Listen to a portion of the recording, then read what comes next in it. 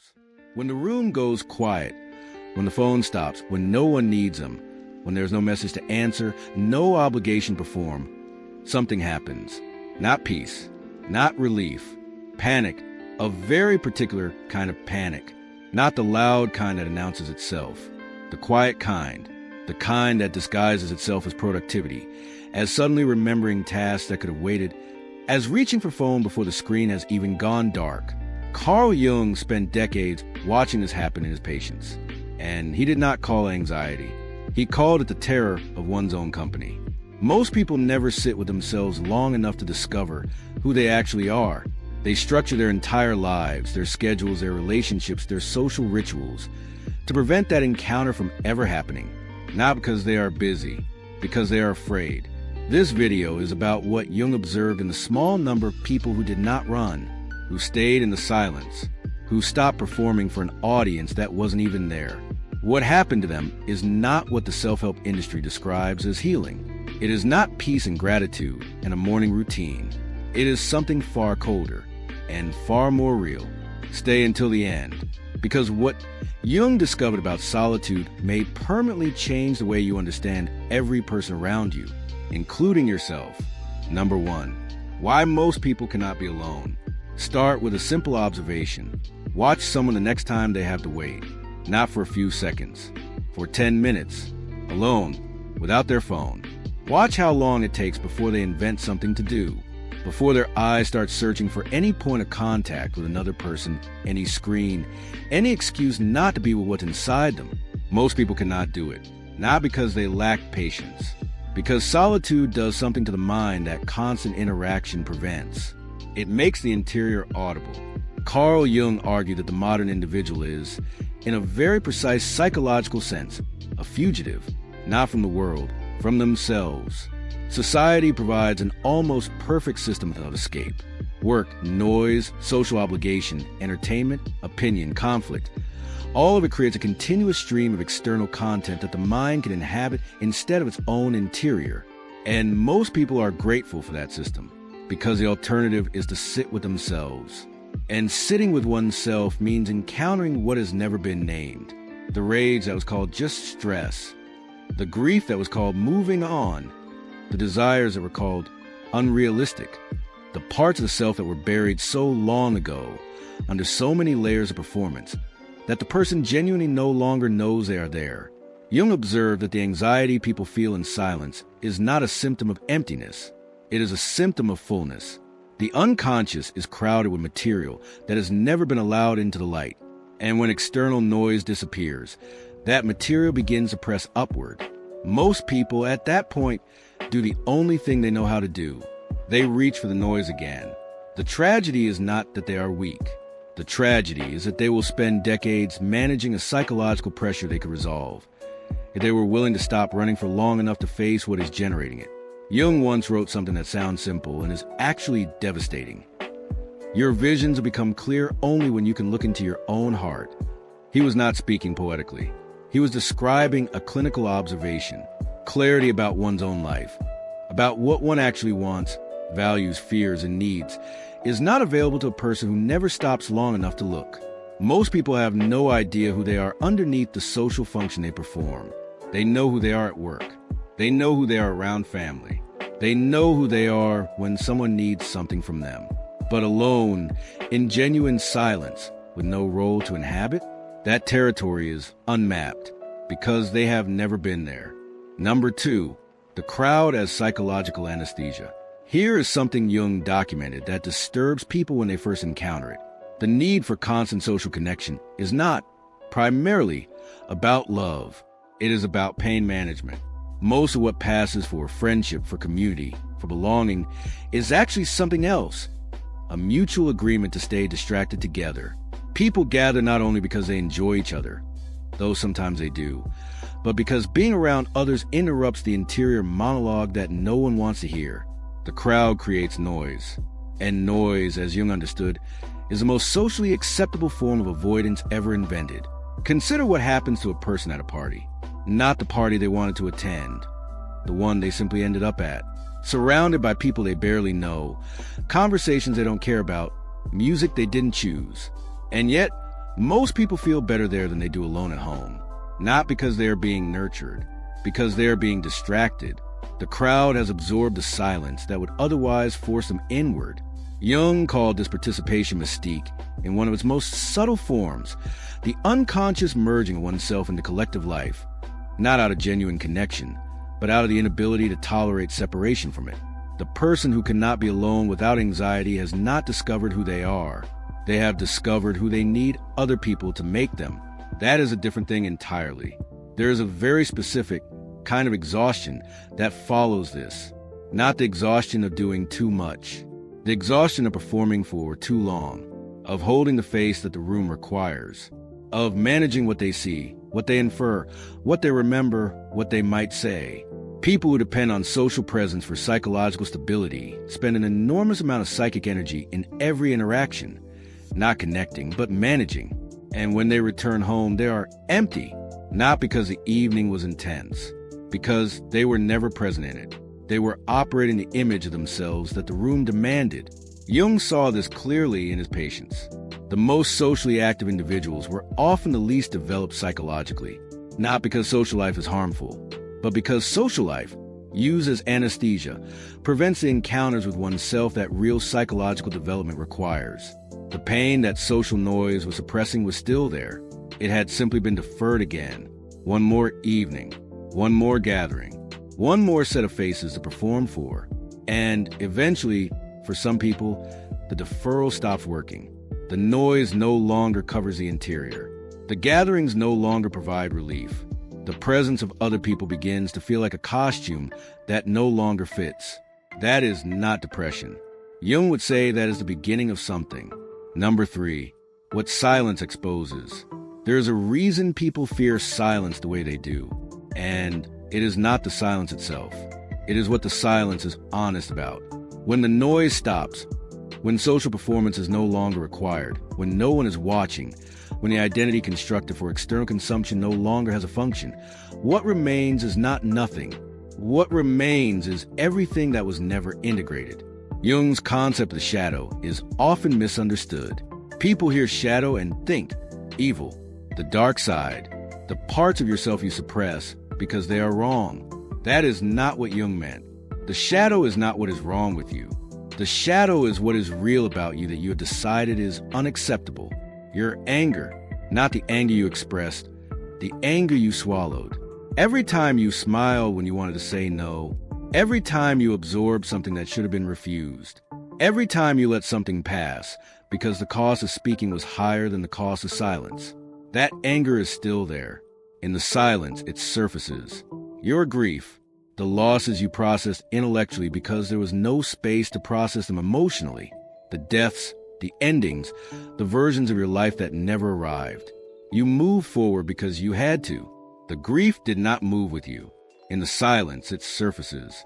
Your desires, not the ones that were socially legible, the career, the relationship, the house, but the ones that were not, the things you wanted that had no name in the vocabulary of the life you were living. You buried them not because they were wrong, but because they were inconvenient. In the silence, they surface. This is why silence is not peaceful in the beginning. It is confrontational. Most people experience their first real encounter with silence as distress. They assume something is wrong. They reach for a diagnosis, depression, anxiety, burnout, something that makes the discomfort external, something that happened to them, something with a treatment plan. Jung would have said, nothing is wrong. The shadow is speaking. It has been trying to speak for years. You simply now have no noise left to drown it out. The important question is not, how do I make this stop? The important question is, what is it saying?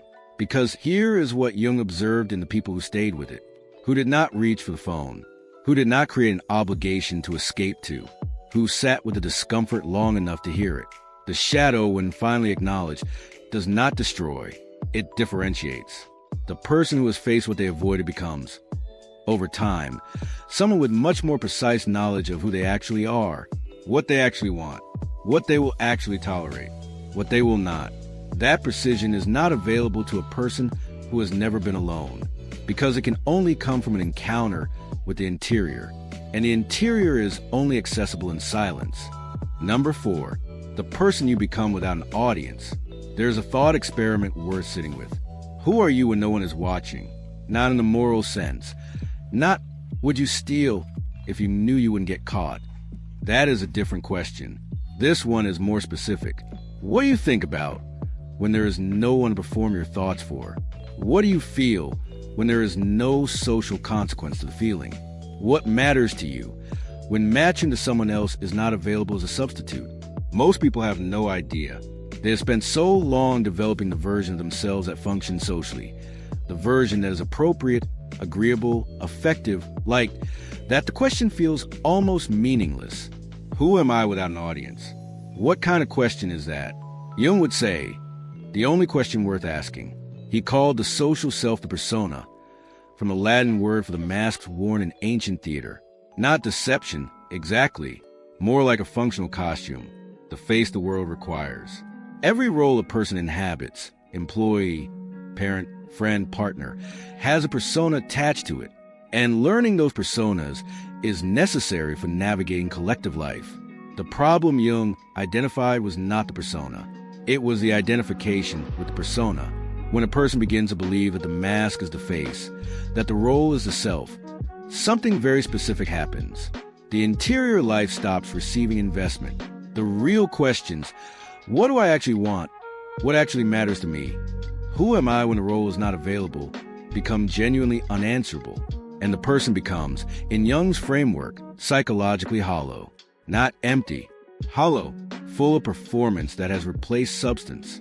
This is a person who, when stripped of their roles by illness, by retirement, by loss, by failure, finds that there is nothing underneath, not because they lack depth, because the depth was never excavated. The person you become without an audience is the person you actually are. For most people, that meeting has never happened. What Jung observed, and this is perhaps the most unsettling part of his work, is that this is not a condition that society accidentally produces. It is a condition that society requires. Individuation, the process by which a person becomes genuinely themselves rather than a function of collective expectation, is profoundly threatening to the social order. The person who has done interior work is much harder to manage. They cannot be motivated by approval they don't need. They cannot be controlled by exclusion they no longer fear. Their decisions emerge from interior authority, not social permission. Society does not want that, and so it constructs systems, obligation, shame, status, belonging, that make the interior journey feel dangerous. That is not a conspiracy theory. It is a description of how collective psychology operates. The crowd maintains itself by making the individual dependent on it. And the most effective way to maintain that dependency is to make solitude feel like a problem to be solved, which is why the person who chooses it, not as withdrawal, but as a genuine interior practice, is doing something quietly radical. Number 5, solitude as selection, not punishment. Something changes when a person stops treating solitude as what happens to them and starts treating it as what they are choosing. The distinction sounds simple. It is not. When solitude is experienced as punishment, as the state of not being wanted, not being enough, not having managed to acquire relationships that other people seem to have, it produces a very specific psychological posture. Waiting. The person in this kind of solitude is oriented outward. Every moment of aloneness is measured against an imagined future in which the aloneness ends. The solitude is a condition to be escaped. That posture makes genuine interiority impossible, because the interior is still oriented toward the exterior. The person is alone but not present to themselves. They are absent, rehearsing a return. What Jung described, and what he observed in the people who completed the individuation process, was something categorically different. Solitude as selection, the person who has moved through the interior encounter, who has faced a shadow, integrated what was buried, recovered some contact with their actual self, begins to experience their time differently. They do not require the crowd to feel stable. They do not need the noise to feel real. And because they no longer need it, they begin to see it. The quality of attention required by genuine social life is different when it is no longer being used to escape yourself. You can be present with another person in a way that is simply not available when that person is functioning unconsciously as a mirror for your unresolved interior. This is a paradox Jung kept returning to. The person who has genuinely spent time alone becomes more capable of genuine connection, not less, because they are no longer using the other person as anesthesia. They are not performing for them. They are not managing them. They are simply present. And that quality of presence, rare, undefended, not organized around a need to be seen, is immediately recognizable to anyone who has encountered it. It is also, and this is the unsettling part, profoundly uncomfortable for people who have never developed their own interior. A person who does not need you is difficult to control. A person who is genuinely present, without agenda, without the usual transactions of social performance, is impossible to manage in the ordinary way. People who depend on social dynamics for their sense of reality tend to experience the individuated person as cold, as arrogant, as different in a way they cannot quite name. They are right that something is different. What is different is that the performance stopped, and without the performance, the usual social contracts don't apply. That is not coldness. That is what a human being actually is. Underneath the costume. Number 6, the cost of returning. There is something that Jung documented almost reluctantly because it does not resolve cleanly, and the self-help industry has no framework for it. When a person genuinely does this work, when they go into the silence, face what is there, integrate what was buried, and emerge with some real contact with who they actually are, they return to their social life changed. And the people who knew them before frequently cannot tolerate that change. Not because the person became unkind, because the person became honest. And honesty, the real kind, not the performative kind, disrupts systems that depend on everyone maintaining their assigned role. Think about what the empath's transformation looks like from the outside. The person who is always available becomes selective. The person who always absorbs becomes someone who reflects. The person who always stays begins to leave. Quietly, without drama, without needing to be understood. The people around them experience this as betrayal, as abandonment, as you've changed. Yes, they have changed. That is the correct observation. The question is whether change is a problem. Jung understood that individuation always has a social cost. The more entrenched a person is in a dysfunctional social system, a family system built around a scapegoat, a relationship built on one person's self-erasure, a friendship built on mutual enablement, the higher that cost. Becoming yourself means ceasing to perform the role that the system required you to perform. And systems resist that, not because the people in them are evil, though sometimes that is also true, but because systems are self-preserving. The family that needed you to be the problem will reconstruct you as a problem even after you stop being one. The partner who needed you to be small will experience your becoming as a threat. The friend group that needed you as a therapist will experience your refusal as cruelty. None of that will feel fair, because it is not fair, and this is where Jung's work becomes genuinely difficult to sit with. He did not promise that the interior journey would result in better relationships. He did not promise that it would make social life easier. He did not promise social reward for psychological honesty. What he said, and this is the part we're staying with, is that the alternative is worse. The person who never individuates pays a different kind of cost, not the cost of friction in their social relationships, the cost of never meeting themselves, of living and dying inside the persona, of never discovering what was underneath, of spending a lifetime in a room full of people, making noise, and never once being alone long enough to hear a single true thing. Jung called individuation the privilege of a lifetime, not because it is pleasant, because it is the only thing that is real. By now you may have noticed something uncomfortable. This video has not offered you a method, no steps, no routine, no instructions for how to be alone correctly.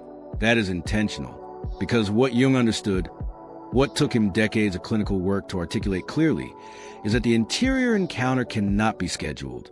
It cannot be optimized. It cannot be made efficient. It can only be allowed. What you allow in silence will not be pleasant at first. It will be everything you have been successfully avoiding. The grief you called moving on, the anger you called stress, the desires you called unrealistic, the parts of you that have been waiting, with the specific patience of things that have nowhere else to go. And if you stay with it, not as a practice, not as a method, but simply as a willingness to stop running, Something will happen that Jung could describe but never predict in advance. You will begin to know who you are, not who you were told to be, not who the room needed you to be, not the persona that learned how to navigate collective life without disturbing anyone, who you actually are. Underneath all of it, that person has been there the entire time. You simply had too much noise to hear them. If this reached something that has been quiet for a long time, share it with one person, not because they need to watch it, because you will know, in choosing who to send it to, something you didn't know before. And if you want to keep going, subscribe, not to follow a channel, to keep following the question.